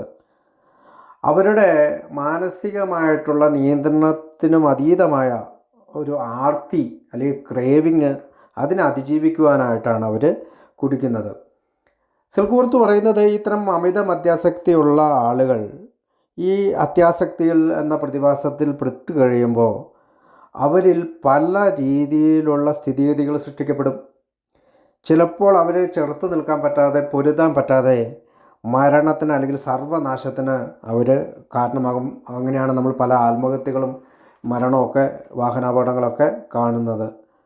അപ്പോൾ സിൽക്വർത്ത് പറയുകയാണ് മദ്യാസക്തരെ ഇങ്ങനെ പല രീതിയിൽ തരംതിരിക്കുക എന്ന് പറയുന്നത് ഏറ്റവും വലിയ ബുദ്ധിമുട്ടുള്ള കാര്യമാണ്. എങ്കിലും അദ്ദേഹം പ്രധാനപ്പെട്ട 2-3 സെക്ഷനിൽ ആയിട്ട് അവരെ തിരിക്കുകയാണ്. അതിനകത്ത് ആദ്യത്തെ ആളുകളാണ് വൈകാരികമായ സമതുലനാവസ്ഥ നഷ്ടപ്പെട്ട ഭ്രാന്തമായിട്ട് അവസ്ഥയിലെത്തിയ ചിത്തരോഗികൾ. അവരെ സംബന്ധിച്ചിടത്തോളം കുടിനിർത്തൽ ഇടയ്ക്കൊക്കെ പരീക്ഷിച്ച് നോക്കും. തുടർന്നും അവരറിയാതെ കൂട്ടി തുടർന്നുകൊണ്ട് പോകും. അത്യധികം പശ്ചാത്താപമുള്ളവരാണെങ്കിൽ പോലും അവർക്ക് പ്രതിജ്ഞകൾ എടുക്കും, പക്ഷേ തീരുമാനങ്ങൾ എടുക്കാൻ പറ്റാത്ത അമിത മദ്യാസക്തരായി അല്ലെങ്കിൽ മാനസിക രോഗികളായിട്ട് അവർ തുടരും.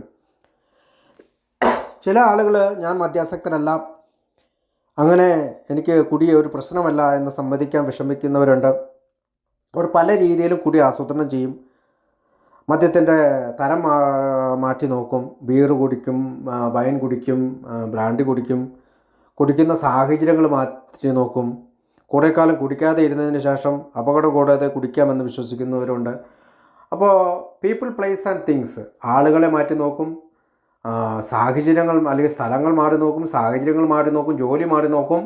ഇവിടെ ഒന്നും ആത്യന്തികമായി നമ്മൾ മാറാതെ, അപ്പോൾ ഞാൻ സൊല്യൂഷനിൽ അതിനെപ്പറ്റി സംസാരിക്കുന്നുണ്ട്. അപ്പോൾ ആത്യന്തികമായി നമ്മൾ മാറേണ്ടത് നമ്മളാണ് എന്നുള്ള ചിന്താഗതിയിലേക്ക് നമ്മൾ വരണം.